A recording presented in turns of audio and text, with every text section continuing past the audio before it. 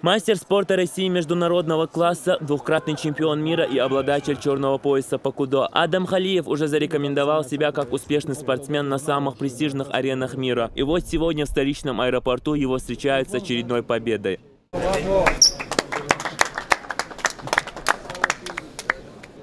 Спортсмен вновь доказал свое мастерство, завоевав победу на 22-м чемпионате России по кудо. Соревнования проходили в Москве 15 февраля. В встрече чемпиона пришли родственники и друзья. В финале поединка Адам Халиев одержал победу над Сергеем Лесниковым, тем самым пополнив копилку наград очередной золотой медалью и кубком финалиста.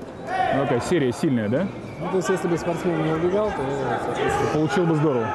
На прошедшем чемпионате в Москве Адам провел 4 боя и во всех одержал победу. Впрочем, сам Адам не считает это столь высоким достижением. Как поддерживать добрую традицию, туда поехал выступать.